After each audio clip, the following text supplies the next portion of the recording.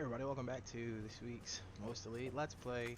We are finishing, well, getting more progress in Resident Evil 2, the remake.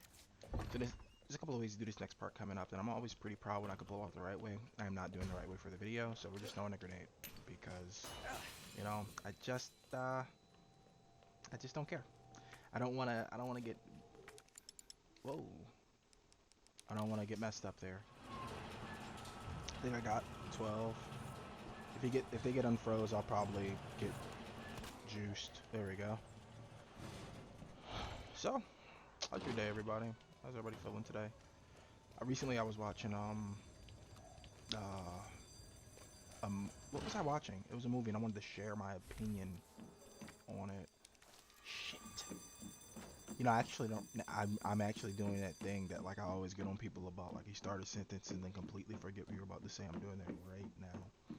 It's really messed up, actually. Damn, what was I watching? Shit. Yo, I was like enjoying it. What was I watching? Oh, I was watching In the Mouth of Madness from 1995. It stars Sam Neill. It's a sort of a play on the Mountains of Madness. It's a H.P. Lovecraft story. It's basically a cosmic horror story, and everybody who knows me knows I love cosmic horror in all of its forms. Um, Here's a bit of a hot take. I don't like Lovecraft Country, and I can hear it right now. I can hear the gasp of disbelief. I will do an entire podcast on Lovecraft Country to actually share why I think it's mid, to use an Overwatch term, uh, if you would like. But just know that I don't like it. I don't think it's very good, and I really wish it would have been better. I used the knife there. That's big fake. But yet again, what are you gonna do? That dodge it's one in a million. Sometimes you can get it, sometimes you can't get it. And this was one of the times I didn't get the dodge. But hey, I mean, I'm not dead. But yeah, I'll do an entire podcast on Lovecraft Country, just so people don't think I'm talking out of my ass about why I don't like it and why I think it's definitely mid as hell and could have been amazing, but it's not amazing. Uh, at this point in the game, Mr.X is introduced. When this game first came out, it was a big deal. Tons of memes, tons of just everything, tons of recognition for this, how scary his character actually is. Because in 2, I mentioned this in a podcast version of this, you don't see Mr.X in Leon's playthrough at all, and in the original 2, because he's a villain for Claire. Leon is stalked by William Birkin, and I wish they would have kept it the same. I mean, I appreciate that it has variety and all that, but I truly do wish that they would have separated. They would have kept them separate, because it's something scary about both campaigns having their own antagonist. It not only did it keep the variety like there, but it spiced it up. It wasn't like you were just playing the same campaign. Like I mean, again, if you played version B, but even in version B, Leon still has Mr. X in the game. That liquor didn't do what he was supposed to. That's a bad scene for me. This actually might go real bad coming up. Ooh, Jeepers Creepers. Did you see that? I got stuck, so this zombie is going to be up when I come back out here. No. No. Did you see? Like, that's slick. There's Mr. X. That's what I wanted to avoid. Please let me pass. Thank you. Oh my god. So, that's what just took place is a perfect example of how random Resident Evil 2, the old one, and this one can be. They are crazy random, and the amount of things that can take place completely vary every single playthrough. And while that is very exciting, it is also crazy annoying, because you go in. I can't tell you how stuff like that you just saw has ruined many a speed run for me.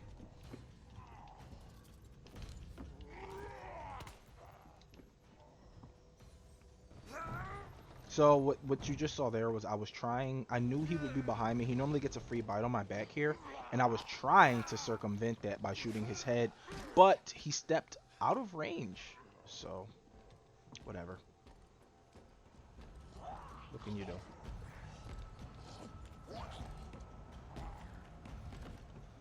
Oh my goodness. I had my outline here to for this episode. I can't seem to. I don't want to like pull it up mid episode. I'll have to do a cut. If you may notice in the first episode, I did a quick cut in the beginning because there was a strange noise in the background of where I'm at, and I want to investigate it, so I did a quick cut. And I just it's just I messed up prior to this to not have my outline in front of me, but that's okay because I am a information factory, and I can pretty much talk about anything. But so for now, for the next 5 minutes, so let's talk about Godfall. I had oh, I forgot the cog. I haven't done a podcast on it yet for a couple of reasons. One, it's not out. I have no information other than what they've been so kind to share. So what we know is nothing's going to happen here because the cog's not there. There we go. So Godfall is a loot game. It is a loot slasher as described by Gearbox, the people making it. And what that means is it's not like your Destiny 2 or your Borderlands or your The Division. The Division. It's not like that where it's it's a where those are first person or Anthem, where those are first person shooters or third person shooters, and you kill enemies and get loot. I did an entire video podcast on loot games, so that the Godfall is in essence those videos. If you go and watch that video, it's one of my very first videos. But if you go and watch that video, I do a quick breakdown on what a loot game is and what makes a game a loot game. And at its core, a loot game is a game in which you kill enemies or complete tasks, which reward you with loot that makes killing enemies and completing tasks easier. That is the easiest way to describe a loot game, and that's at its core what a loot game is. So, Godfall is a loot game. Kill enemies, complete tasks, collect loot, which makes doing that easier. Dude, this game. Did you just look how that look what just happened? Look at the shenanigans of this game. But no, so I'm off topic. Godfall is a loot game which you kill enemies and complete tasks, which gives you loot that makes doing that easier. The cool thing is, unlike all the other loot game incarnates thus far, for the most part, there's some variation. Like roguelikes are normally loot games, but they're vary.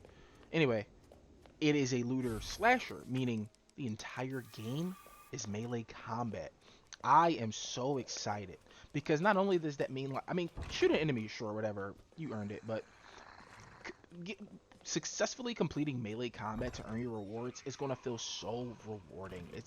I wonder how they're gonna balance difficulty because, like, melee games aren't easy. They're not like shooters where you can sort of get away with a lot of shenanigans in a shooter.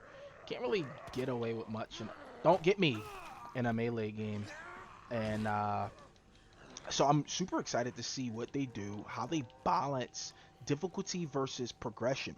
And look, anybody who knows me knows I love loot games. And I don't. Destiny 2, I did a whole video on it with Pat, and we didn't really get into why I hate it. I never did the video on Anthem. Ages ago, I wanted to do an Anthem video because I was sold on the dream. Anthem is one of the games that I was burned on before. And, it's a loot game, and I love it. And Diablo 3 is one of my favorite games of all time. Godfall, for all intents and purposes, looks like it's not going to lie to me. It looks fantastic. It looks beautiful. The gameplay looks engaging. And they just released a launch trailer, I think yesterday. They did a launch trailer where they finally showed how loot drops in the world, and it's just colored lights like any loot game, you know. It's just colored lights. And they talk about one of the voiceovers in the trailer is, you're strong but not as strong as you can be. You need to forge new weapons. So we know there's a forge in the game. I can't wait to see how that it takes place in the game. I can't wait to see how that plays out. Uh, I'm just very excited to get my hands on it. And the 12th is 6 days away. I'll have it either the 13th or 14th. As I said, I pre-ordered it. I'm gonna wait a day or two to go pick it up because I'm pretty busy. Uh, so but as far as loot games go, it looks like it has a lot of promise, and I am very excited to finally get my hands on it. I will be doing a video like I did with Jedi. I will do a video the day of. I will get it. I will do a video the second it releases. I won't there will be no spoilers. It'll be the tutorial level. It'll just be me talking and talking about its mechanics and everything that makes it a cool game and why you should go and buy it. You know, as you've come to expect from my podcast. So that what just took place was probably the most bullshit I think I've ever experienced. But I love it. I love it. I'm loving what's happening. Did I mention I'm loving it? No McDonald's. Anyway, Jesus Christ. I hate, as much as I love Resident Evil 2, that what you just saw is sort of why I hate everything.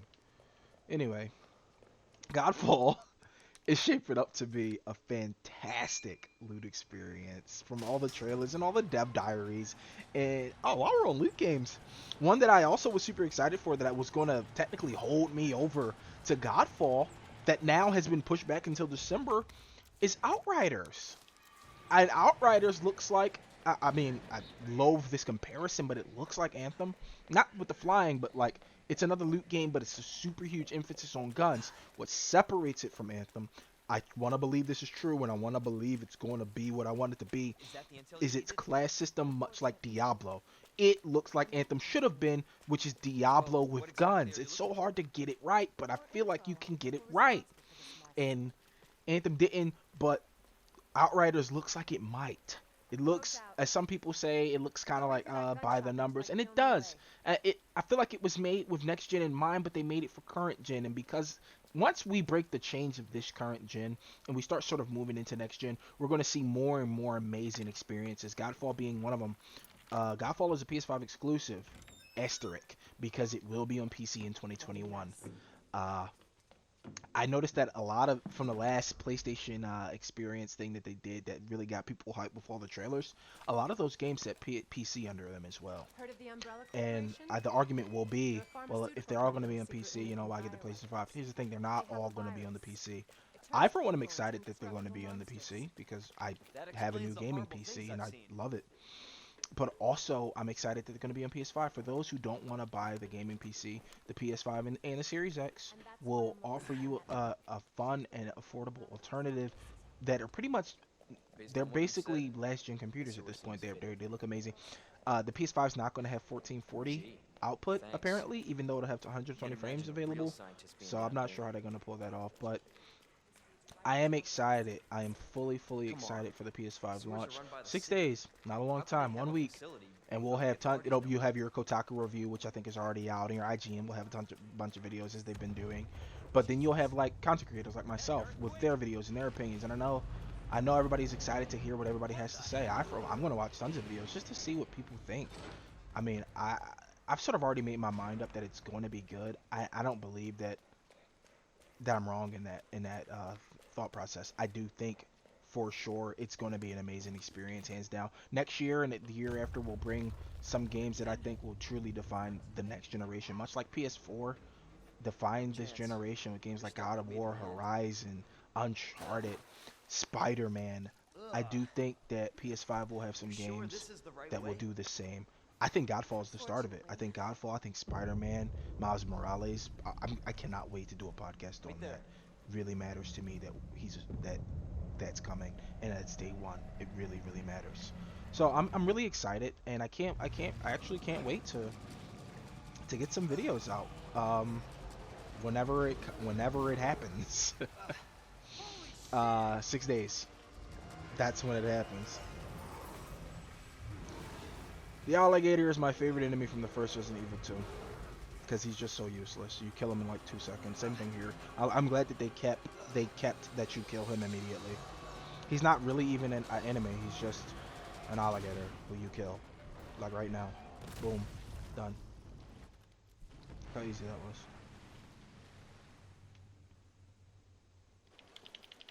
Chew on that, you overgrown son of a bitch. So this game famously has no load times, and the reason it has no load times is because it disguises all of its loading with animations like this. Like this is without a doubt, they're loading the next zone. This is why this took so long Leon, to up take here. place. Without a doubt, it's loading all the sewer Nope. behind this. Just get up here. So, or this right here, where you walk over here and she stops. She had no reason to stop here, but she did. And Can't the say I didn't reason she warn you. stopped there was to You trick said you the so they virus could turned load all of people this into coming up monsters, right here. not And reptiles. games famously do that, but Resident Evil 2 did it so well that there are zero loading screens here in this game, and I love it for it. That's why I think Resident Evil 3, the remake, it didn't do the same. It was made by different teams, so there are actual now loading screens in between gameplay. And when I first played, it kind of threw me off because this game does not have that. And I was like, whoa, whoa, what's happening here? It Umbrella sells really monsters upset like me, that actually. to who? Maybe I mean, I don't have 3 Military? installed right now, Somebody but else's? maybe I mean, They after don't this sell the playthrough, I'm definitely, because I monsters. started They 3 sell the prior, if viruses you that make remember. them. Oh, another The thing to net note, is when I mixed did viruses. Scary as that alligator was. those original The net is Let's far Plays more of dangerous. 2 and 3, I was streaming from my Gato on my PS4. Now I'm streaming from my PC. As you may notice, the FPS counter on the top left. I'm streaming from my PC. So things are a little bit different. Oh, so I'm going to do something I never do because I normally just speed run.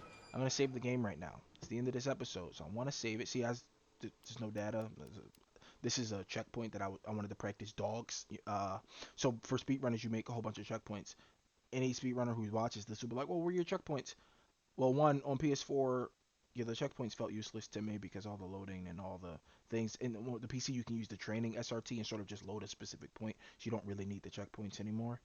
So I don't have them. And I just recently got this PC, so I've sort of migrated all my games. And by migrated, I mean repurchased every game I owned to the PC, so I can actually do these videos and really get them out, just shoot them out to you guys. This will go up soon. It's exciting. Anyways, the end of the video, I'm going to save the game for you guys right here. When we come back next week, or whenever I put this out, we will have uh more more to come. All right, guys. Thanks for joining. We'll get back next time. Thank you for watching. As always, like, comment, and all that good stuff. Patreon, whatever you want. I don't care. See you next time.